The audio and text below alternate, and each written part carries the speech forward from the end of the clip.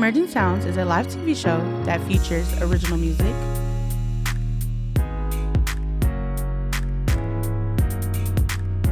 live performances, inspirational interviews, and community spotlight.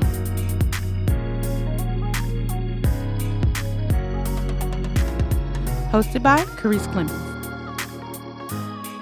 Featuring Gigi Hughes, Brandon Ward, and Kevin Johnson Jr.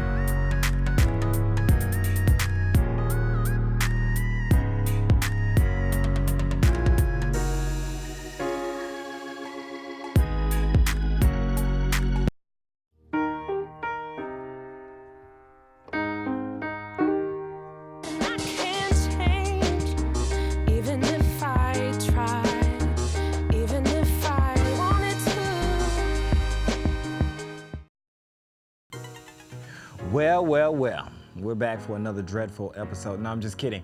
We're back welcome back to Emerging Sounds. I'm here sitting with Robert Sherrill, and his book is entitled The Journey Back to Now, From Prison to Prosperity. Let's talk about what that journey was from prison to prosperity, and what exactly do you mean by that? Well, it started when I was a young kid, growing up in the projects. My mother was on drugs, and upbringing was rough. And I started out an innocent child, just like anybody else, but life happened.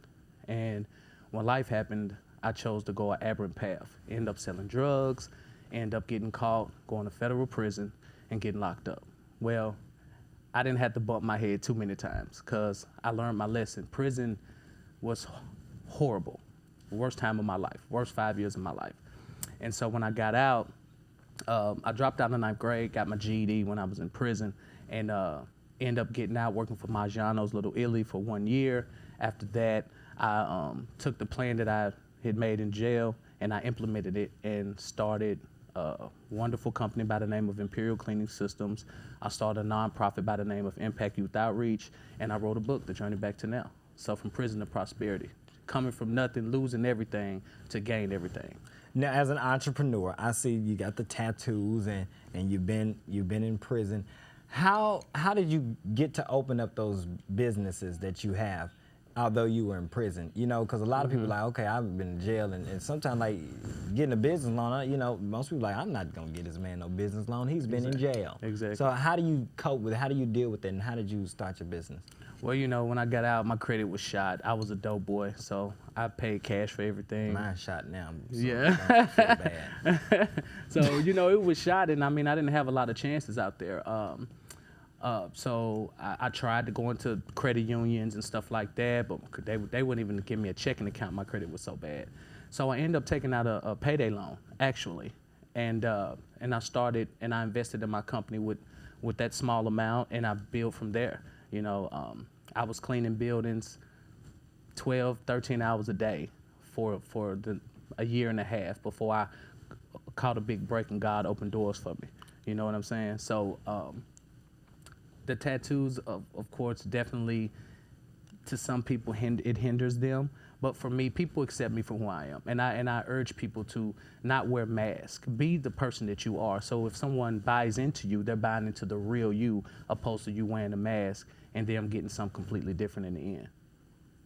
Gotcha. Now, what is your definition of prosperity? Because you constantly state that. Well, what does that mean? Because some people think prosperity is, I'm rich and I'm wealthy. But what's your definition of that? Prosperity to me is it embodies mental, physical, spiritual prosperity. I grew in all areas of my life due to the things that I went through. And yes, I'm well off. I'm so blessed. I own real estate. I have several companies that are profitable, but I'm free in other aspects of my life. I'm free. I don't have to look over my shoulder anymore. I'm free in the sense of I don't have to worry about the police kicking in my door or someone doing something to my family because of the life I used to live. Understood. Well, we'll be right back.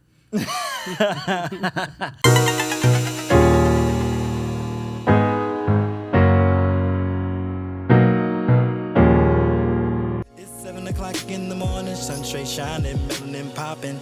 I thank the Lord for another day and every blessing he keep on dropping. You are the Lord of Lords, and you are my Abba Father. I just want to say that I love you more than anything.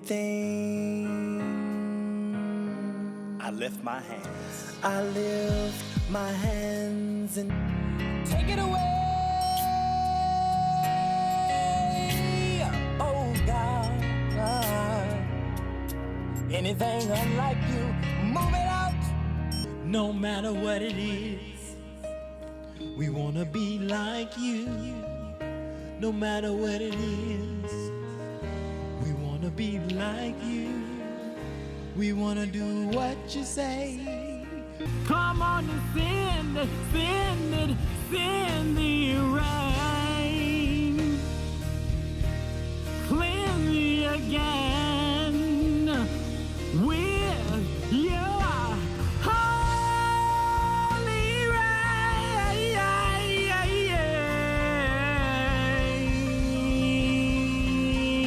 So I kept the faith, kept on believing.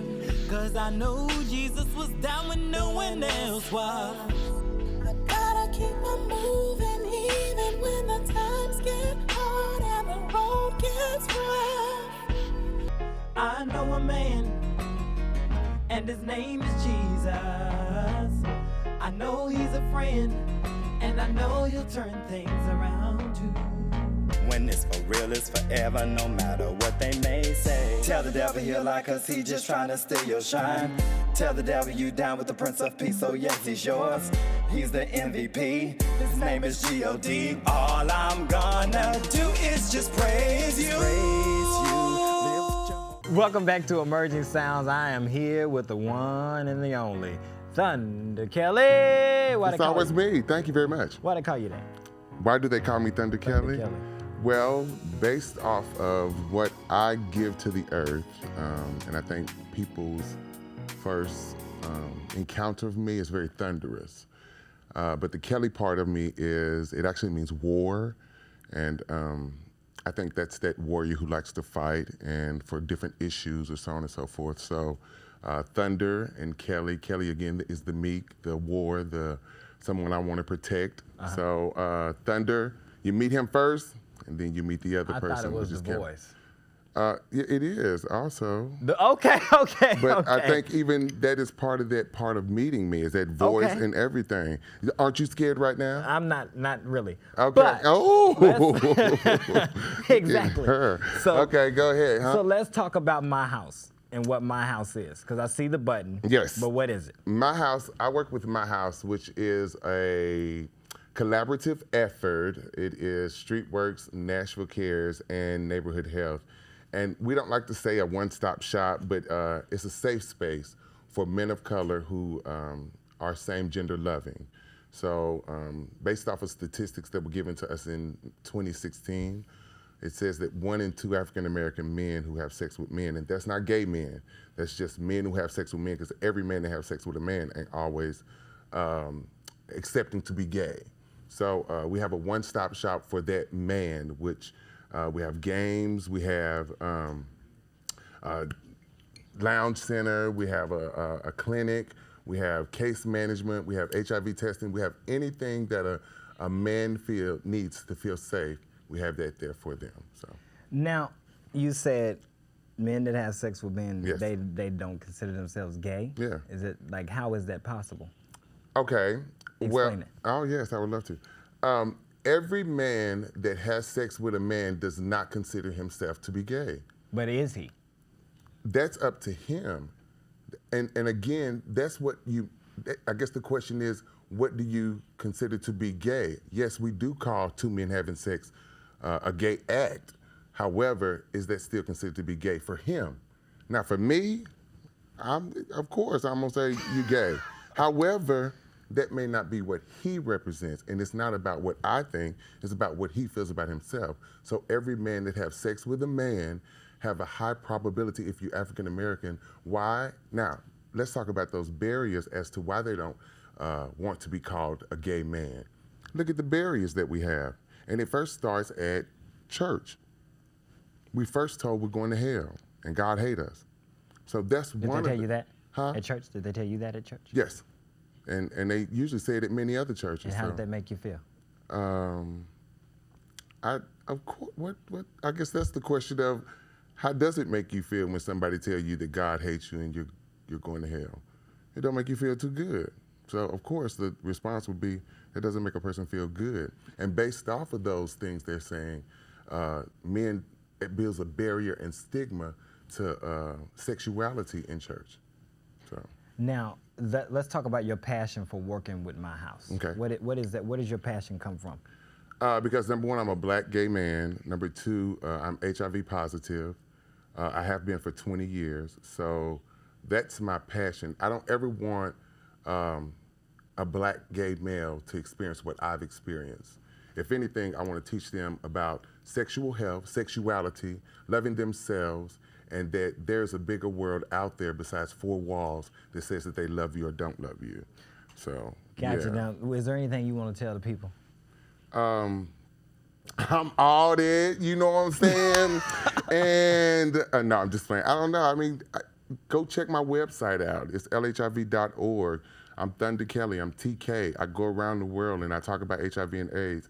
Not only do I do that, I promote parties. I do discussion groups. With Greg Casey. With Greg, yes, I do throw parties with Greg. He got money. We whole all got bunch of money. money. Let me tell you, I'll leave you with this. If you hang around 10 dumb folks all your life, guess what you're going to soon be? The number 11. If you hang around 10 rich people, guess what you're going to be?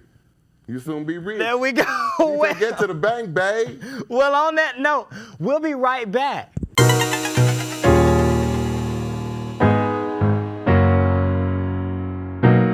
Our hearts are made stronger by how we treat others. Put her there. The light you share can impact those around you, but so can the darkness. Later, twerps. Did Pete saying mean things bother you? So when you reach out to another person, take a moment to consider how they will feel and let your heart be the key to making a difference. Because of you, someone's entire day, year, or even life can change. In every heart, there's hope.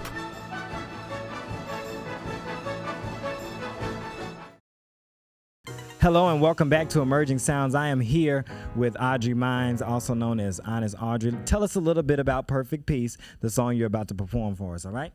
Okay, so I wrote the song or started it in 2012. I didn't finish it until the latter part of last year. And it's basically talking about the beauty and brokenness and how your brokenness can benefit other people because you can't be the whole loaf. In order to serve everyone else in supply and demand, you have to be broken so that you can give yourself away to other people so they can be fixed and filled. And I think that that's a beautiful, beautiful concept. All right, this is Perfect Peace by Honest Audrey.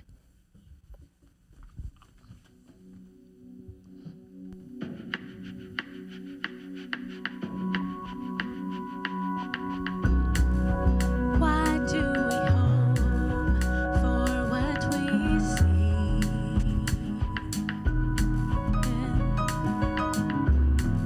Scars and beauty marks are easy to believe.